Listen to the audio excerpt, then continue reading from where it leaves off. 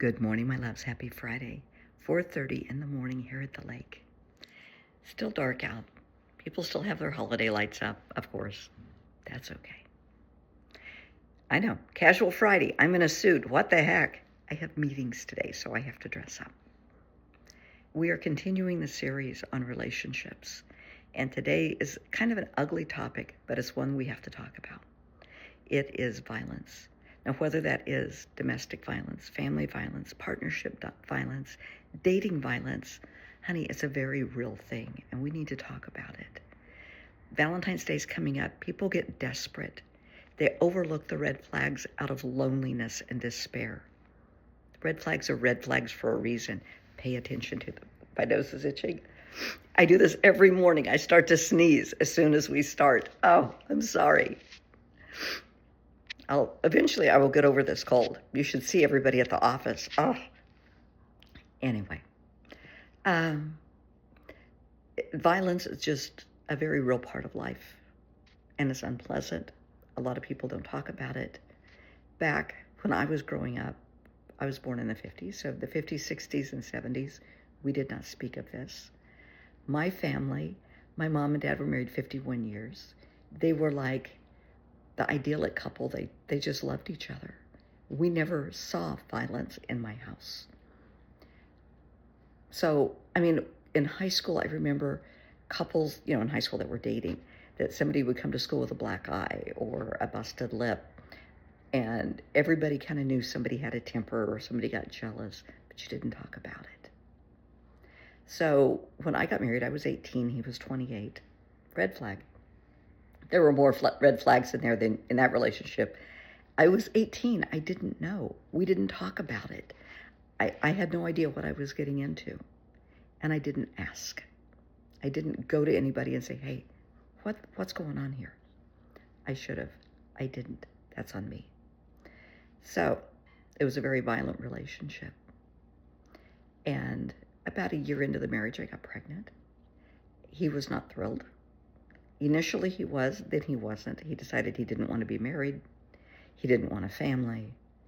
And instead of just divorcing me and leaving, he decided to beat me up again. And after several kicks to the stomach, I was 5.5 months pregnant. I lost the baby. And that was very traumatic for me.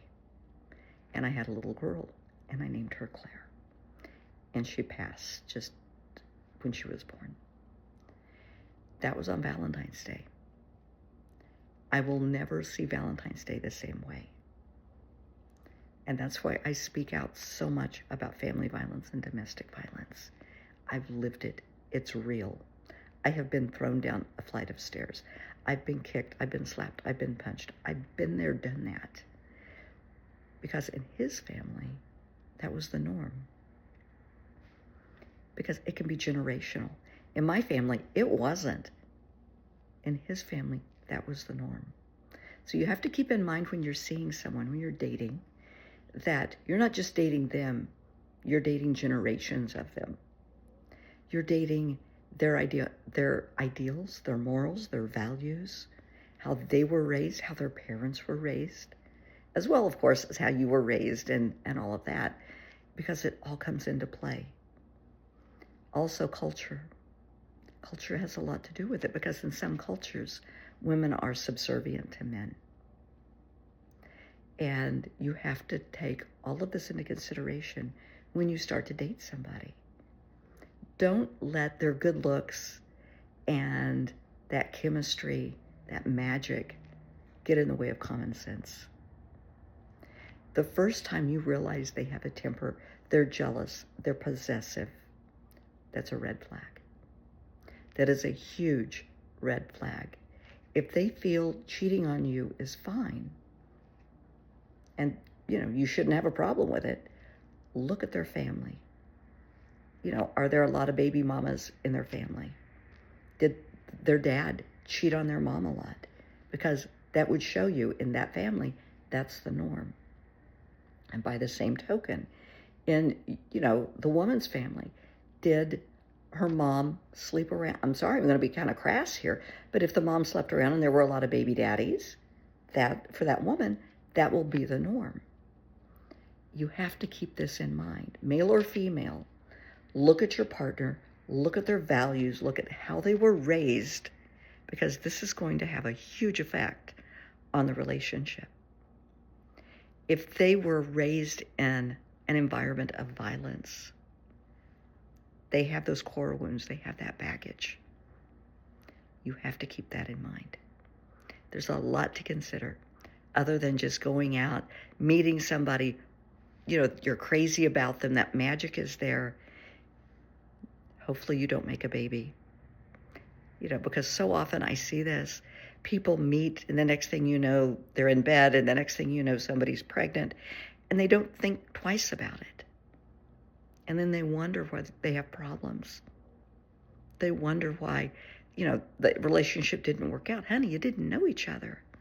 And you brought a child in the world, and this child is your responsibility for the rest of your life. It's not like a puppy you take to the shelter, or give away to a friend if you don't want it. This is a child that's in this world forever. This is a child that you have to feed and clothe and nurture and educate and love and cherish and keep safe till they're 18 or 20 years old. That's your responsibility. Think about that. There's more to it than just hopping in the sack. I wish there were a way to get through to everybody so that you would understand you don't have to turn to violence. Use your words. When you start feeling that rage and that anger swell up in you, step away. Don't storm out and slam doors. Say, I need to step away. Use your words. Come back when you're calm. Sit down and have a dialogue. When you sit down and talk, there are ground rules. No one's going to get up and storm off. Nobody's going to throw any things. You're not going to call each other ugly names. You're going to have a conversation like two grown-ups. And you're going to talk about the problem. And you're going to use active listening. You're going to say why you're upset. And they're going to say, I understand you're upset because. That's acknowledging what you just said. That's important. And then when they reply, you're going to do the same thing. I understand what you're saying. I understand that you feel whatever. That you feel disrespected, you feel hurt, whatever. That will go a long way. A dialogue, a conversation can go a long way. If you can't be honest with yourself, you can't be honest with anyone. Think about that. I want you to look in the mirror and think about that. Who are you? Are you wanting to be in a committed relationship or not? Be honest. Be honest with yourself. Don't make it about what everybody else is doing, what everybody else wants for you. What do you want for you? Do you want a committed relationship? Are you going to be faithful? Are you going to be monogamous? Are you going to be patient? If there's already kids involved, are you going to be supportive and nurturing? Because if there's already kids, if it's going to be a blended family, you have a lot to talk about as far as parenting. Because then we start talking more about family violence, but people losing their tempers over somebody else's kids. That's very real. Are you okay with somebody else disciplining your child? That's a big topic. If somebody, my son is grown, he's 46, but I'm trying to think, when I was younger and dating, a year after I lost my daughter, I had my son, and I was divorced then, and I did date guys, and, some of them would say, yeah, I don't want to date anybody that has kids. Okay, fine. That was the end of that. I did date a guy for a number of years that he initially said, I don't want a child of my own, but we had a really good relationship, and we dated for 10 years. And we were starting, he had reconsidered everything after 10 years. And my son knew his family. He called Galen's parents, grandma and grandpa, just like he called my parents grandma and grandpa. And it was a good relationship.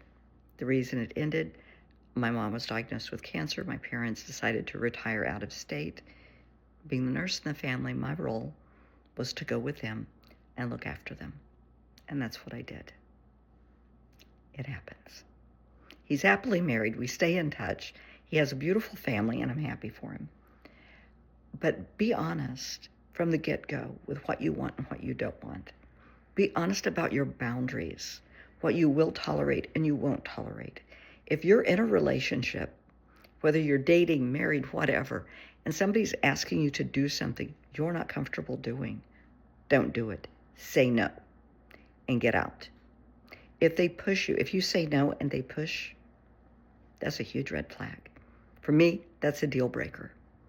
I mean, throughout the years, I've been asked to do some pretty weird things, and I don't think so. I'm not comfortable doing that. I don't think so. And if they push, this just isn't working, and I'm done. And that's it. Don't be afraid to walk away. It's okay to walk away.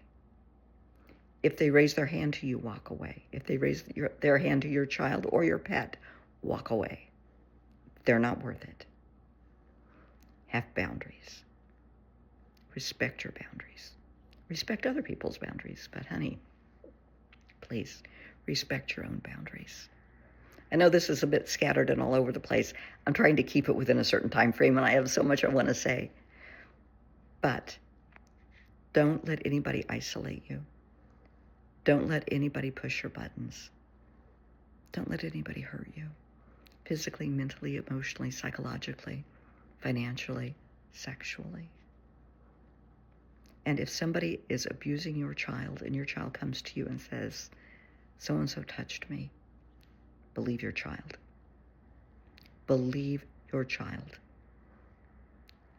Do not doubt your child. Your loyalty is to your child, not to your partner. It's to your child. And I'm closing on that. Think about your boundaries and your priorities. Your child is your priority. Because when you have a child, they come first the rest of your life. A lot to think about.